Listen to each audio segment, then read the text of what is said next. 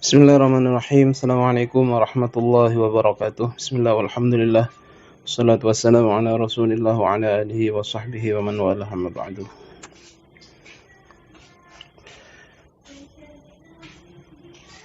Baik, saya akan mengomentari beberapa pertanyaan yang sudah ditanyakan teman-teman. Pertanyaan pertama dari Andrian, ingin meminta contoh masing-masing hadis makbul dan hadis mardud. Jadi yang sudah kita pelajari, hadis makbul itu bisa kita golongkan menjadi hadis hasan dan hadis sahih. Baik hadis hasan ataupun sahih, keduanya adalah makbul. Dalam artian kita bisa menjadikan hadis sahih dan hadis makbul itu menjadi hujjah. Sedangkan hadis mardud atau yang tertolak adalah hadis dhaif dengan segala macam-macamnya, seperti hadis mu'allaq, hadis mu'dhal, hadis mursal, hadis munqati, hadis musahhaf, hadis muharraf dan lain sebagainya. Contoh hadis makbul yang sering kita dengar misalkan adalah hadis innamal a'malu binniyat wa innamal likulli imri'in ma nawa. Faman kanat hijratuhu ila Allah wa rasulih fa hijratuhu ila Allah wa rasulih wa man kanat hijratuhu lidunya yusibuha aw imra'atin yankihuha fa hijratuhu ila ma hajar alaihi. Hadis ini diriwayatkan oleh sahabat Umar bin Khattab radhiyallahu taala anhu, dan ini termasuk hadis yang makbul. Dalam artian derajat hadis ini adalah hadis yang sahih karena hadis ini terdapat pada kitab Sahih Bukhari. Semua hadis-hadis yang terdapat dalam Sahih Bukhari dikatakan oleh ulama adalah termasuk hadis yang sahih karena memang beliau menuliskan dalam kitabnya itu hanya hadis-hadis sahih. Jadi kalau Anda membaca kitab hadis Sahih Bukhari, maka bisa dipastikan hampir seluruhannya adalah hadis sahih dan juga hadis sahih Muslim. Namun dalam kitab semisal Riyadhus Shalihin, itu adalah kumpulan-kumpulan hadis yang ditulis oleh Al-Imam Nawawi radhiyallahu taala anhu.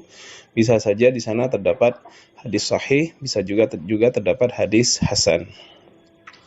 Adapun hadis mardud adalah hadis yang tertolak.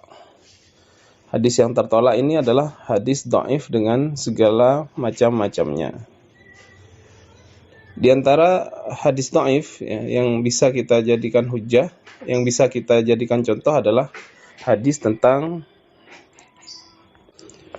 budak yang diriwayatkan oleh Imam Malik dalam kitab Al-Muwatta yang berbunyi lil mamluki ta'amuhu wa kiswatuhu bil ma'ruf wa la yukallafu minal amal illa ma yutik. Bagi budak yang dimiliki, kewajiban bagimu untuk memberikan makanan dan pakaiannya dengan cara yang ma'ruf, dan janganlah kamu membebani dia dengan pekerjaan yang dia tidak mampu.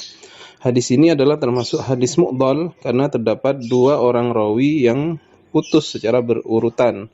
Antara Imam Malik dan Abu Hurairah terdapat dua orang rawi yang keduanya terputus sanadnya. Maka hadis ini disebut hadis mu'dhal dan termasuk hadis munqati. Itu adalah contoh dari hadis makbul dan hadis mardud. Masih banyak contoh-contoh lainnya, teman-teman silahkan bisa dicek sendiri. Kalau hadis-hadis yang dhaif bisa dilihat di kitab-kitab yang menjelaskan tentang hadis dhaif. Kemudian pertanyaan kedua dari Fani, dia ingin meminta contoh sunnah takririyah. Apa itu sunnah takririyah? Sunnah takririyah adalah sunnah yang ditetapkan oleh Nabi Muhammad SAW. Artinya tidak dikerjakan oleh Nabi Muhammad, tetapi beliau menyetujui apa yang dilakukan oleh sahabat di depan beliau. Semisal hadis tentang Rasulullah SAW ketika dihidangkan makanan yang terbuat dari dhab, sejenis kadal di Arab Saudi sana, dan itu memang biasa dikonsumsi di sana.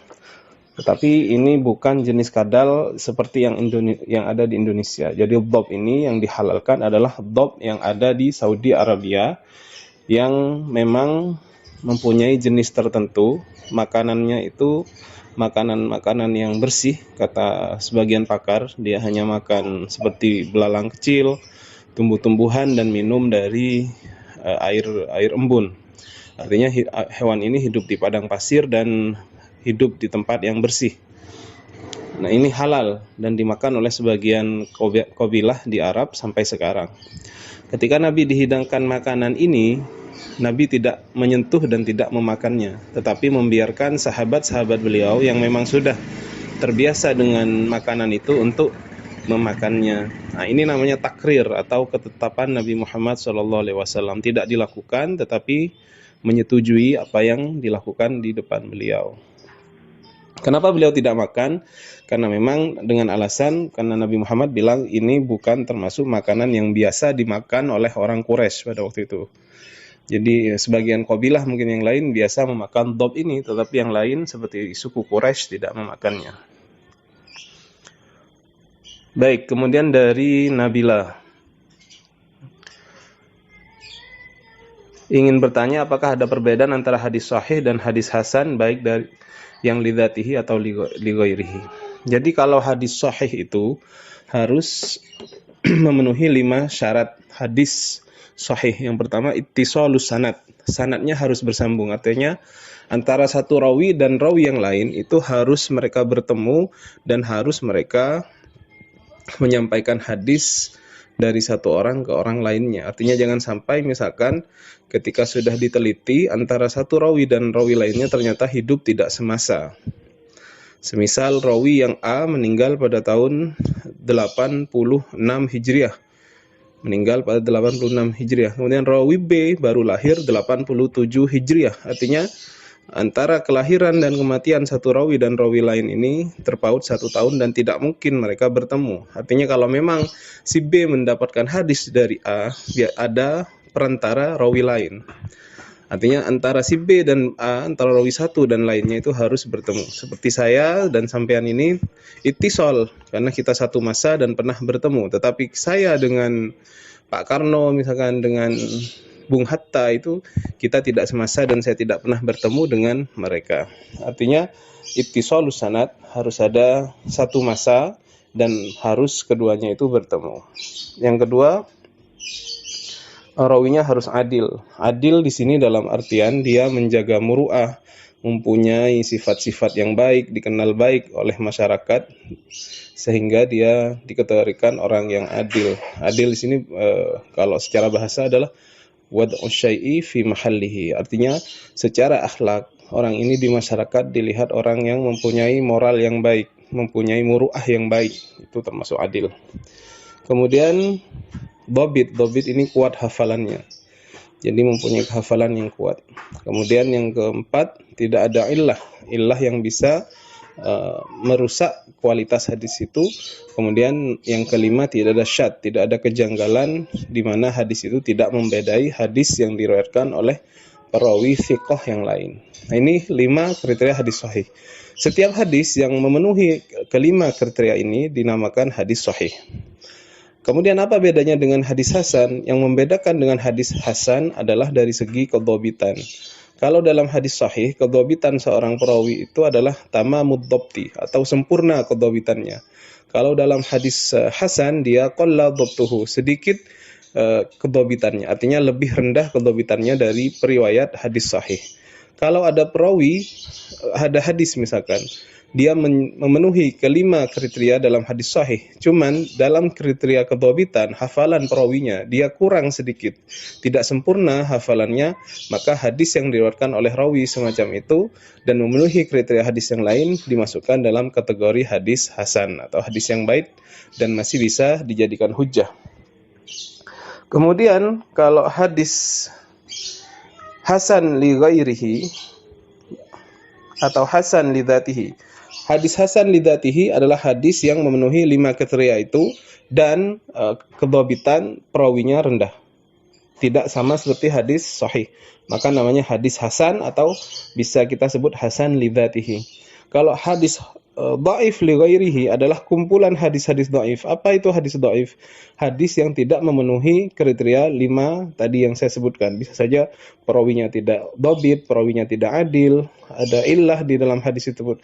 Artinya ada yang cacat dalam hadis itu dan masuk kriteria hadis dhaif. Namun hadis dhaif ini diriwayatkan dari jalur yang lain, sehingga beberapa jalur itu bisa menguatkan hadis dhaif tadi. Saya ulangi. Jadi apabila ada beberapa hadis dhaif yang mempunyai isi yang sama, matan yang sama, kemudian diriwayatkan dari beberapa jalur, itu yang mulanya hadis itu dhaif bisa berubah menjadi hadis hasan li ghairihi. Kenapa? Dia dikuatkan oleh hadis lain melalui jalur yang lain yang berbeda dari jalur yang pertama tadi. Oleh karena itu, yang namanya awalnya dia hadis dhaif bisa naik derajatnya menjadi hadis hasan li ghairihi. Li ghairihi itu apa? Karena sebab yang lain. Apa sebab yang lain? Karena dia mempunyai jalur sanad yang berbeda dan mempunyai isi yang sama dengan hadis tersebut. Itu namanya hadis hasan li ghairihi.